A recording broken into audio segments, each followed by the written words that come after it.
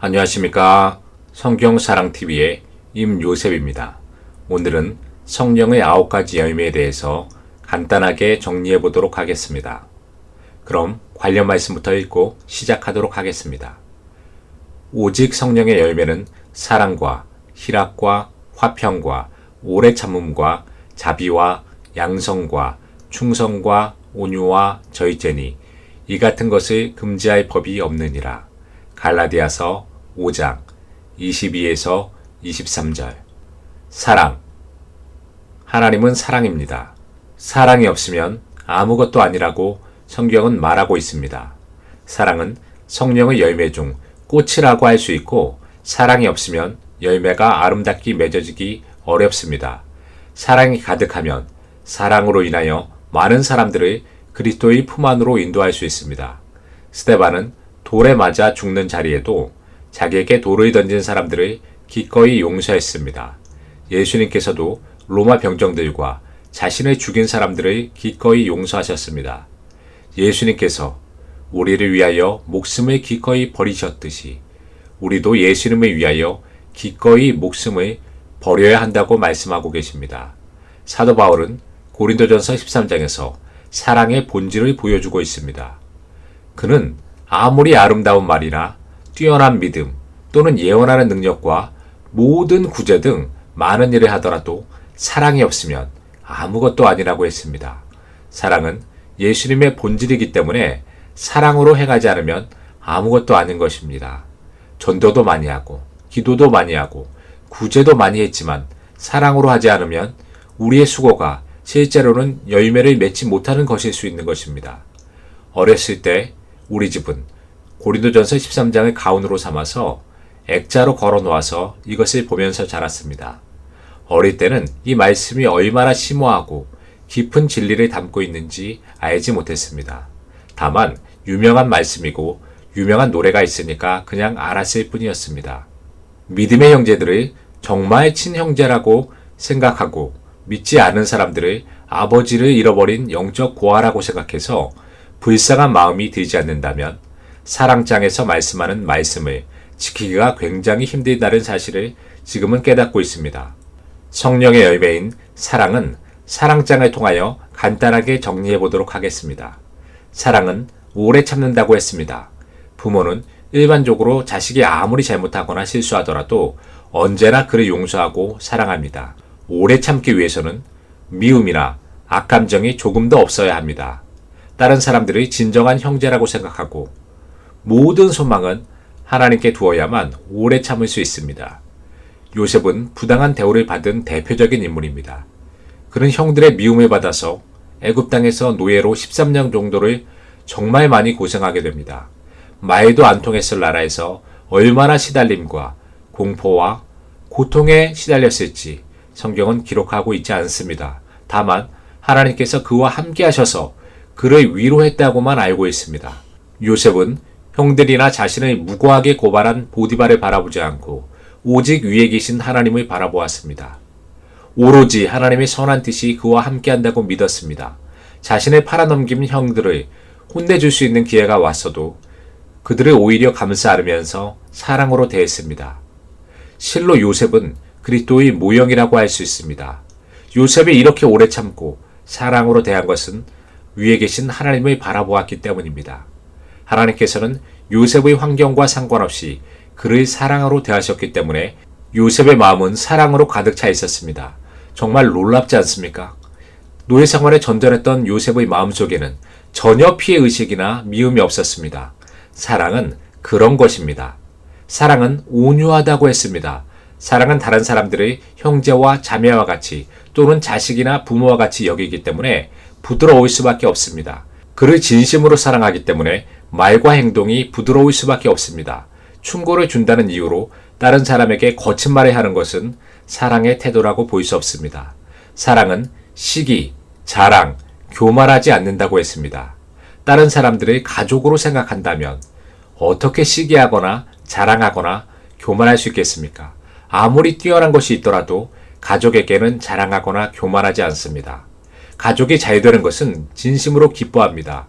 특히나 믿음의 형제 자매는 친밀하게 여길 수 있어야 그리스도의 사랑을 실천할 수 있습니다. 이기적인 사회에서 나는 나고 너는 너다라는 의식이 팽배해져 있다면 사랑을 실천하기 어렵습니다. 사랑은 무례히 행치 아니하고 자기의 유익을 굳이 아니하며 성내지 아니하며 악한 것을 생각하지 않는다고 했습니다. 역시 자신의 가족으로 다른 사람들을 생각한다면 무례히 행할 수 없고 유익을 구할 수도 없고 또한 성내지 않고 악한 것을 생각하지 않는다고 했는데 이것은 그리스도의 성품을 드러내는 것을 의미합니다. 온유한 예수님과 같이 온유함을 나타내고 진리와 빛이신 예수님을 닮아서 음탕하거나 좋지 않은 생각이 들어올 때 단호하게 성경 말씀으로 물리치는 습관을 가져야 합니다. 사랑은 불의를 기뻐하지 아니하며 진리와 함께 기뻐한다고 했습니다. 사랑은 예수님의 삶을 실천하는 것을 의미합니다. 이익이 된다고 하더라도 예수님의 길이 아닌 것은 기뻐하지 않습니다. 하나님의 영광을 가리는 일은 절대로 하지 않습니다. 예수님께서 유일한 길이요 진리요 생명이라고 하셨는데 평화라는 이름으로 다른 종교와 혼합하는 것은 불의한 것입니다. 예수님이 진리이기 때문에 성경 말씀을 즐거워하고 그것을 주야로 묵상하면서 진리와 함께 기뻐하는 것은 사랑의 마음을 가진 사람입니다. 사랑은 모든 것을 참고 모든 것을 믿고 모든 것을 바라며 모든 것을 견딘다고 하였습니다. 사랑은 예수님을 따라가는 것이기 때문에 주님과 같이 어떠한 환경 속에서도 모든 것을 참고 믿고 바라고 견딜 수 있습니다. 이미 예수님께서 십자가상에서 모든 것을 이루셨기 때문에 우리도 십자가를 바라보고 능히 할 수 있습니다. 사랑의 열매를 얻기 위해서는 십자가를 바라보고 주님의 은혜를 가슴에 깊이 새겨야 합니다. 예수님의 은혜가 가슴에 머물러 있지 않으면 필연적으로 세상을 바라볼 수밖에 없고 사랑의 열매를 맺기 어렵습니다. 사랑이 얼마나 중요하면 믿음, 소망, 사랑 중에서 사랑이 제일이라고 했을까요? 사랑이야말로 성령의 열매 중 꽃이라고 할 수 있고 예수님께서도 수차례 걸쳐서 서로 사랑하라고 하셨습니다. 우리가 사랑하면 율법이 다 이룬 것이라고도 하셨습니다. 때가 얼마 남지 않았기 때문에 더더욱 사랑하라고 하셨습니다. 성령의 열매 중 사랑의 열매가 맺히지 못한다면 그리스도께 영광을 전혀 돌릴 수 없습니다. 우리는 사랑의 은사, 예수 그리스도의 심장을 달라고 날마다 기도해야 합니다. 희락은 주님 안에서 기쁨과 즐거움을 의미합니다. 로마서 14장 17절에는 하나님의 나라는 먹는 것과 마시는 것이 아니고 오직 성령 안에서 의와 평강과 희락이라고 하셨습니다. 우리의 선진들은 모진 핍박과 박해 속에서도 성령께서 주시는 기쁨을 잃지 않았습니다. 상처 투성이 뿐이고 어딜 가든 고생했던 바울은 항상 기뻐하고 범사에 감사하라고 했습니다. 그의 관심은 오직 하늘나라에 있었기 때문에 예수님을 위하여 매맞는 것도 기쁘게 생각했습니다. 다른 사도들도 동일했습니다. 예수님과 예수님의 의를 위하여 산다면 주님 안에서 평안함과 더불어서 기쁨을 맛볼 수 있습니다. 이것은 영적인 자유함과 평안함 그리고 희락인 것입니다. 어떠한 상황에서도 기뻐할 줄 아는 것은 성령의 열매 중 희락의 열매가 만개했을 때 가능한 것입니다. 우리는 모두 이 기쁨을 맛보아야 합니다. 화평, 다른 사람과 화목하게 지내는 것이지만 특별히 예수로 인하여 하나님과 사이를 돈독하게 하는 사람을 의미할 수 있습니다. 전도를 해서 하나님과 막힌 담을 풀어서 하나님의 자녀로 만드는 사람이야말로 화평케 하는 사람입니다. 예수 믿는 사람은 진리와 예수님의 이름을 제외하고는 양보와 타협의 미덕으로 가져야 합니다. 세상은 혼자서 살아갈 수 없습니다. 인간은 서로 의지하면서 살아갈 수밖에 없는 불완전한 존재입니다. 자기 고집과 아집으로 인해서 상대방을 무시하거나 군림하려고 든다면 분쟁은 끊이지 않을 것입니다. 그렇지만 진리에 대해서는 목숨을 걸고 싸워야 합니다. 비느하스가 이방인과 결합하는 동족을 가차없이 창으로 찔러 죽였던 것처럼 하나님의 이름을 모욕하거나 성경과 반대로 하는 사람이 있다면 하나님의 영광을 위하여 목숨을 바쳐서 하나님의 진리를 전해야 합니다. 일반적인 세상에서는 아브라함이나 이삭처럼 다른 사람에게 양보하는 삶을 미덕으로 가져야 합니다. 오래 참음. 앞서 살펴본 것 같이 사랑은 오래 참는다고 했습니다. 오래 참음은 인내와 같은 의미로 높은 신앙의 경지를 의미합니다. 인내의 사람으로 모세를 꼽을 수 있습니다. 모세는 이스라엘 역사상 가장 위대한 사람이라고 평가받고 있습니다. 그는 누구보다도 오랫동안 기다림을 겪은 사람입니다. 그는 80세가 되어서야 비로소 이스라엘 민족의 지도자로 나설 수 있었고 그 후 40년을 광야에서 백성들과 동거동락했습니다. 나이가 많은 지도자가 그것도 최고의 국가에서 왕자의 수업을 받은 사람이 결코 쉽지 않은 생활을 해온 것입니다. 거기다가 백성들의 울부짖음과 불평과 원망을 하나님만 의지하면서 홀로 감당했습니다. 그는 아버지의 심정으로 백성을 헤아렸고 오래 참음에 본을 보인 사람입니다. 하나님께서는 우리를 대하여 정말 오래 참으시는 분입니다. 죄를 지으면 하나님께서 즉각적인 형벌을 가하기보다는 회개하기를 기다리십니다. 우리가 얼마나 회개하기를 기다리시는지는 상상할 수 없습니다. 환난을 당하거나 고난을 당해도 당황하거나 불평해서는 안 됩니다.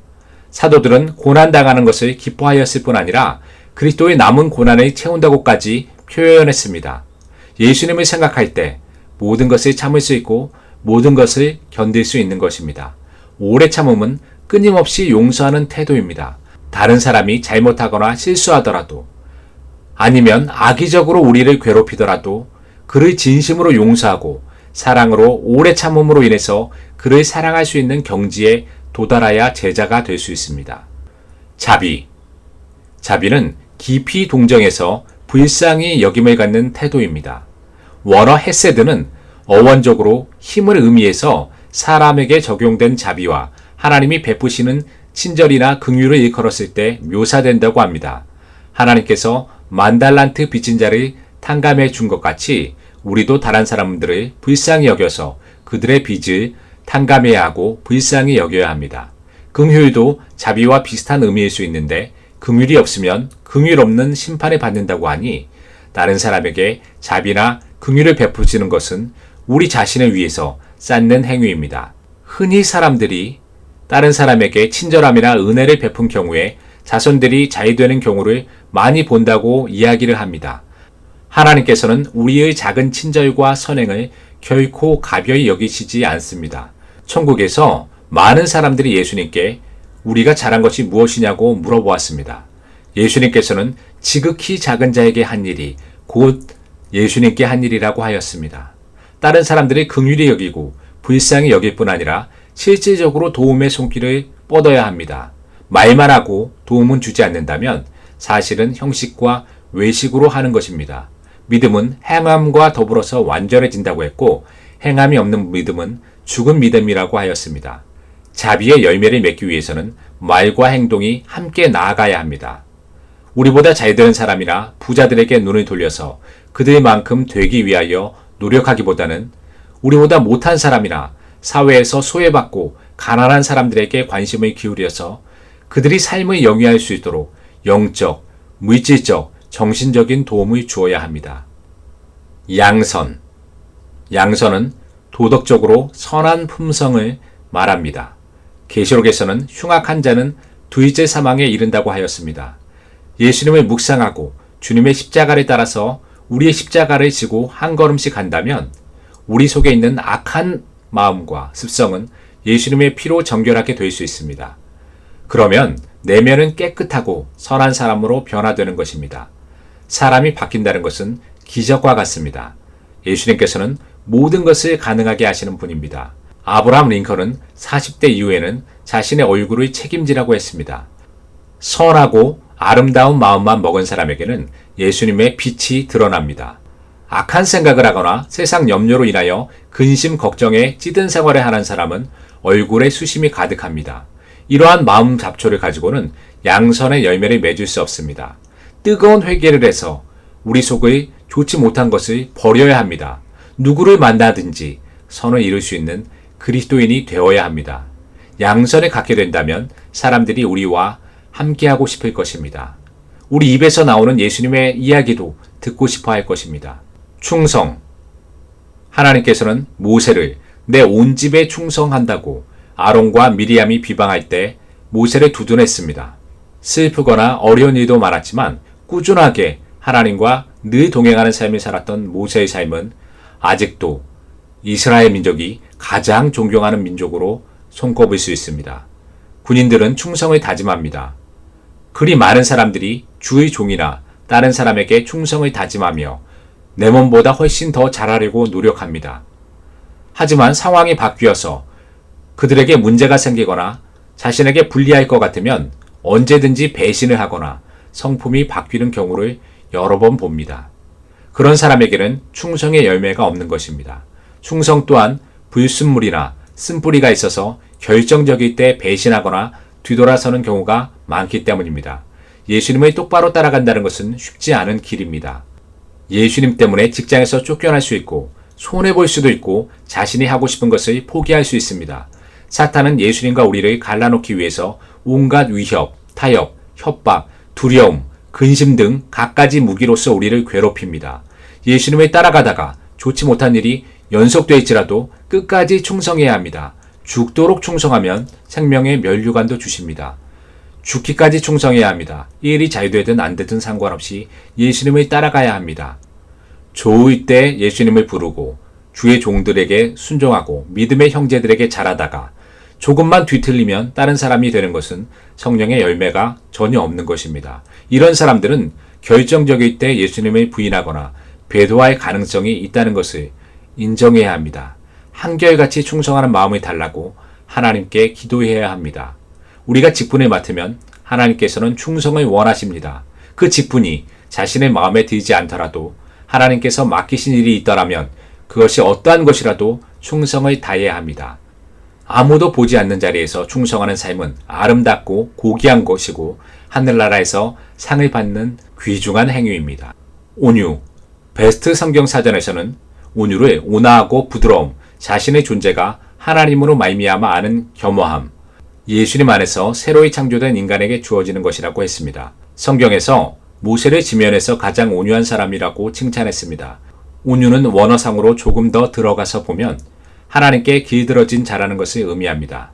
모세는 당대 최고의 강대국인 이집트 왕자로서 정치적인 꿈을 가질 수 있는 위치였습니다. 개인적인 은사도 매우 강해서 학문적으로나 정치적으로 충분한 자질을 갖춘 훌륭한 사람이었습니다. 하지만 그가 하나님께 쓰임을 받을 수 있었던 것은 그의 모든 자질을 버리고 아무것도 없는 별볼일 없는 존재로 자신을 인식했을 때였습니다. 하나님께 길들여진 사람이었기 때문에 애굽에서 백성들을 구출해서 40년간 광야 생활 가운데 백성들의 불평과 불만 속에서 최악의 상황 속에서도 끝까지 인내하고 하나님의 사명을 여호수아에게 성공적으로 인내할 수 있었습니다. 온유는 우리의 악하고 더러운 행위를 하나님의 말씀으로 길들이는 행위입니다. 온유는 우리의 고집과 불순종함의 본성을 하나님의 말씀으로 길들이는 행위를 말하는 것입니다. 온유하지 않는다면 예수 그리스도를 나타낼 수 없습니다. 어떠한 일을 했더라도 온유의 열매가 없이 그것을 했다면 그것은 문제로 바뀔 수 있다는 것입니다. 성경에서는 온유한 자는 땅을 기업으로 받는다고 하셨습니다. 하나님께 길들여진 사람은 언제라도 쓰임받을 수 있습니다. 그러한 사람이라야 하나님의 말씀을 그대로 전할 수 있고 하나님께서 주신 선물로 인하여 망가지지 않을 것입니다. 온유한 사람은 하나님으로 인하여 만족하는 사람이고 온유한 사람들은 예수님의 성품을 나타내기 때문에 다른 사람 누구보다 그리스도를 전파하기 쉽습니다. 저희죄는 방종하지 않도록 욕망을 제어하는 것입니다. 저희죄하지 않는다면 사람은 동물과 크게 다를 것이 없습니다. 만약 마음에 드는 대로 행동한다면 짐승과 같은 행동이 나올 수 있습니다. 사탄이 주는 대로 끊임없이 생각한다면 우리의 마음은 악령이나 음란에 가득 차 있을 수 있습니다. 저희죄는 고귀한 것입니다. 병이 든 사람이 있다고 생각해 봅시다. 특정한 음식을 먹으면 병이 악화된다고 합니다. 이럴 경우 저희죄하지 못한다면 그의 병세는 더욱더 중하게 될 수 있습니다. 성령도 이와 같습니다. 우리의 마음과 생각, 행동을 제어하지 못한다면 다른 사람에게 피해를 줄 수밖에 없고 그리스도인으로서 악한 영향력을 끼칠 수밖에 없습니다. 세상적인 기준으로도 저희죄가 중요하다고 합니다. 마시멜로 이야기를 들어본 적이 있을 것입니다.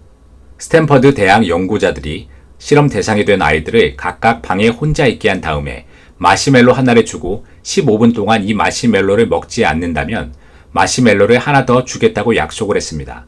어떤 아이들은 마시멜로의 달콤함을 잊지 못하고 하나의 마시멜로를 먹었지만 또 어떤 아이들은 2배의 달콤함을 위하여 15분이라는 긴 시간을 참았습니다. 10년 후 600명의 아이들 중 일부를 찾아내서 그들의 사회 적응력을 살펴보았더니 15분을 참아낸 아이들이 15분을 참지 못한 아이들보다 대인 관계가 원만하고 학업 성취도도 뛰어났다는 것이 밝혀진 것입니다. 세상 내에도 절제하지 못한 사람은 성공할 수 없는데 영적인 일은 더 말할 필요가 없는 것입니다.